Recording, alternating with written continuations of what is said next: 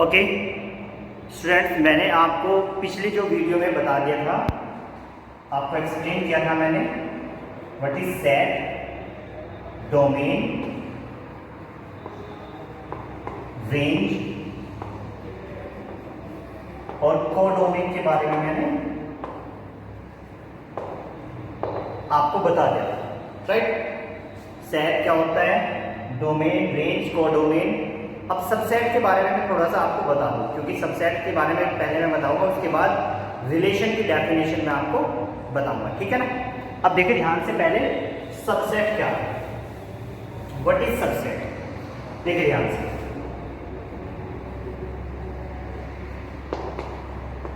First chapter में पढ़ चुके हैं, लेकिन जिसने फर्स्ट चैप्टर नहीं पढ़ा है उसके लिए मैं बता रहा हूं। Suppose that A is equal to 1 2 3 4 5। मैंने 5 एलिमेंट्स ले लिए, 1 2 3, इनको एलिमेंट्स बोलते हैं, ठीक है ना। अब एक अनदर सेट बनाते हैं, ठीक है ना। सपोज दैट मैंने बनाया ये बी 2 5। तो जो ये 2 5 है, ये दोनों एलिमेंट्स हैं इसके, क्या वो इससे लाई करते हैं, इससे बिलोंग करते हैं। 2 भी इसमें है, 5 भी इसमें है। मतलब कह सकते हैं कि जो सेट ए बना है वो बी के एलिमेंट से मिलके बना है। सॉरी, जो सेट बी बना हुआ है वो ए के एलिमेंट से मिलके बना है, ठीक है। क्योंकि दोनों जो सेट बी में एलिमेंट है 2 और 5, वो कहाँ पे है, ए में है। इसका मतलब कह सकते हैं कि जो बी बना हुआ है वो ए के एलिमेंट से बना हुआ है, ठीक है ना। मैंने पहले भी बताया था, देखो बेटा, सब लगते ही मतलब उसी का पार्ट, जैसे inspector, sub inspector, principal, vice principal, इस तरह से जो पोस्ट है उसके अकॉर्डिंग आप समझने की कोशिश कीजिए, राइट। तो यहां से हम इसको कैसे लिखेंगे, B is a subset of A, B is a subset of A। इसको पढ़ना भी आना चाहिए, B is a subset of A। बात क्लियर है ना। अब एक बात और होती है, अगर सपोज दैट B की भी वैल्यू 1 2 3 4 5 हो जाती तो क्या होता। अब भी ये A का ही सबसेट है, क्योंकि अब पूरे के पूरे एलिमेंट मैच कर रहे हैं। तो अब हम इसको क्या लिखेंगे, B is a subset of A, definitely है, और यहां पे लगा दें इक्वल का साइन, ओके। क्योंकि अब ये सबसेट भी है और A के इक्वल भी है। तो जो ये सिंबल मैंने बताया आपको, ये सबसेट का सिंबल है, और इसका मतलब क्या होता है, सबसेट और इक्वल टू, सबसेट और इक्वल टू। बात क्लियर है ना, समझ में आ गया। अब चलते हैं आगे, रिलेशन की डेफिनेशन पे चलते हैं। व्हाट इज रिलेशन, एक छोटी सी बात से मैं आपको बताना चाहूंगा इसको। व्हाट इज रिलेशन, इसको कैपिटल आर से डिनोटेड करते हैं हम। रिलेशन को किससे डिनोटेड करते हैं, कैपिटल आर। एक छोटी सी बात मैं आपको बताऊंगा, बस ध्यान से समझना। A relation is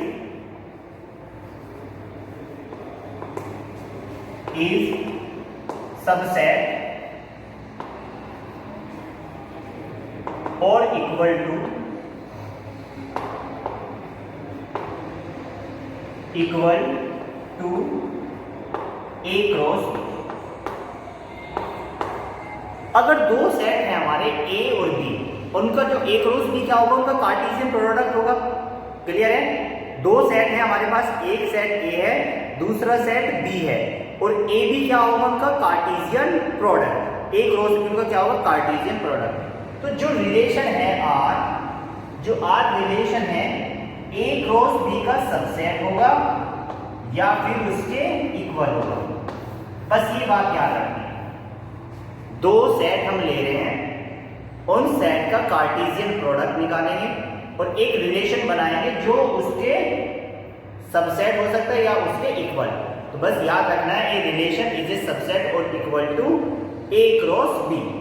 late me take one example, ध्यान से देखना। सपोज दैट एक मैं ले लेता हूं ए इज इक्वल टू, और इसको कैसे कहेंगे, देखो इसको ऐसे बोलेंगे, A relation is belongs to A cross B. जो रिलेशन लिया जाएगा हमेशा वो ए क्रॉस बी के कार्टेशियन प्रोडक्ट से ही लिया जाएगा, ठीक है। जैसे suppose that A is equal to मैं ले लेता हूं 1 2, और बी इज इक्वल टू ले लेता हूं मैं ए बी।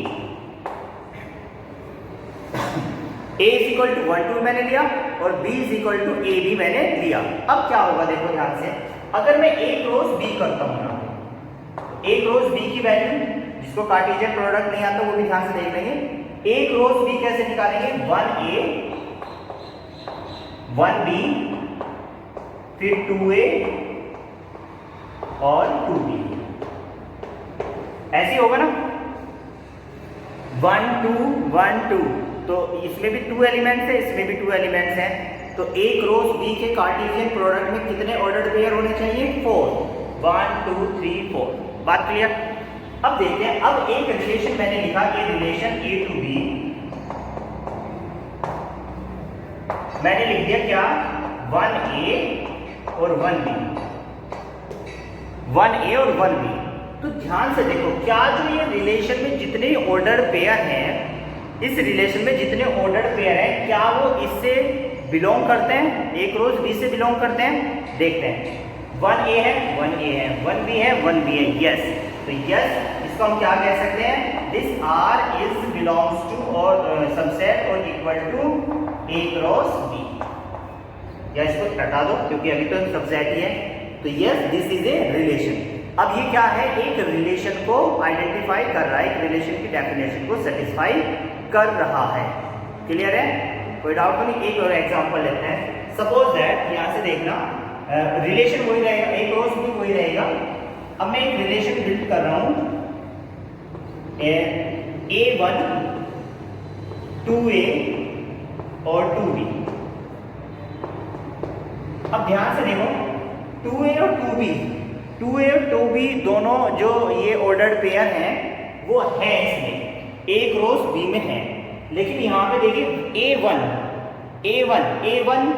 नहीं है, 1A है। मैंने बताया था उसमें भी 1A और A1 में बहुत डिफरेंस होता है, ठीक है ना। तो यहाँ पे 1A है, A1 नहीं है। इस पूरे A क्रॉस B में A1 नहीं है। तो इसका मतलब अब क्या हुआ, जो रिलेशन है वो सबसेट नहीं है A क्रॉस B का। तो ये रिलेशन A क्रॉस B से रिलेटेड नहीं है, मतलब ये रिलेशन नहीं हो सकता according to A cross B। Is that clear? क्योंकि मैंने आपको अभी जस्ट अभी बताया है डेफिनेशन में कि जो भी हम सेट ले रहे हैं उनके जो रिलेशन है उनके कार्टेशियन प्रोडक्ट से ही बिलोंग करेगा, मतलब उनका सबसेट होगा। या तो उसका सबसेट हो गया, उसका पूरा इक्वल उसके होगा, अलग से कोई और ऑर्डर पेयर नहीं आएगा। ये बात क्लियर है ना, ये बात समझ में आ गई ना, ठीक है। अब आगे चलते हैं। तो आई होप रिलेशन की डेफिनेशन आपको बिल्कुल समझ में आ गई होगी, क्लियर है। अब आगे चलते हैं।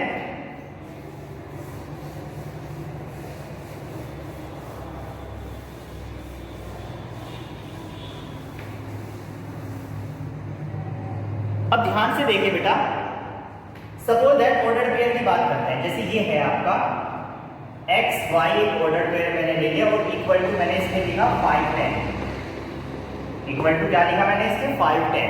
तो ऑर्डर पेयर में हम डोमेन की डोमेन से, अगर वो इक्वल है, डोमेन की डोमेन से और रेंज की रेंज से कंपेयर कर सकते हैं। इसका मतलब डायरेक्टली एक्स की वैल्यू कितनी हो जाएगी, 5 हो जाएगी, और वाई की वैल्यू कितनी हो जाएगी, 10 हो जाएगी।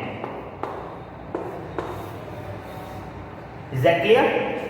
इसमें भी आपको कोई प्रॉब्लम नहीं होनी चाहिए, ठीक है ना। तो इस तरह हम कंपेयर कर सकते हैं। आगे देखते हैं। एक क्वेश्चन आएगा बेटा आपका, जैसे suppose that A is equal to, मैं कुछ भी ले लेता हूँ, एक सेट ले लेता हूँ -1 और 1। एक सेट ले लिया मैंने -1 और 1, ठीक है। या -1 और 1 की जगह आप A B कुछ भी ले सकते हो। A B ले लिया मैंने, 1 2 ले लो, कुछ भी ले लीजिए। और मैं आपसे कह रहा हूं कि find the value of A cross A। तो बताओ कैसे फाइंड करोगे आप, क्योंकि मैंने तो अभी 2 सेट का क्रॉस प्रोडक्ट आपको बताया। इसमें कुछ भी नहीं करना बेटा। सबसे पहले आप क्या करोगे, A क्रॉस A करोगे। A क्रॉस A की वैल्यू कितनी हो जाएगी, एक A वो लिख लीजिए ध्यान में रखने के लिए, A B। तो क्या कितना हो जाएगा, A B, फिर B A और B B। ये तो क्या हो गया A क्रॉस A, क्लियर है। अब हमें क्या करना है, A cross A cross A, A cross A cross A। अब देखना ध्यान से, A क्रॉस A की वैल्यू ये है, A की वैल्यू ये है, तो अब क्या आएगा, अब आएगा A A A A A A, फिर आएगा A A B। समझना ध्यान से, इसकी मल्टीप्लाई कर रहा हूं पहले, मल्टीप्लाई मतलब उसका क्रॉस प्रोडक्ट कर रहा हूं, क्रॉस प्रोडक्ट का मतलब इसका कार्टेशियन प्रोडक्ट कर रहा हूं, इसका इसके साथ, पहले A आएगा, फिर A B आएगा, देखो ध्यान से, राइट है।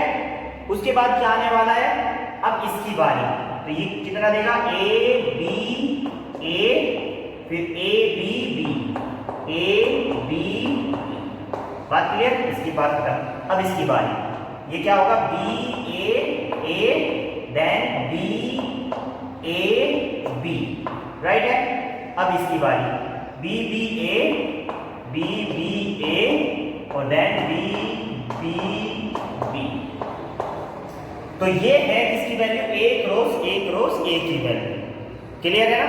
कितने ऑर्डर पेयर आए, 1 2 3 4 5 6 7 8, क्लियर है। तो इसी तरह हमें क्वेश्चंस अटेम्प्ट करना है बेटा, okay. Thank you very much.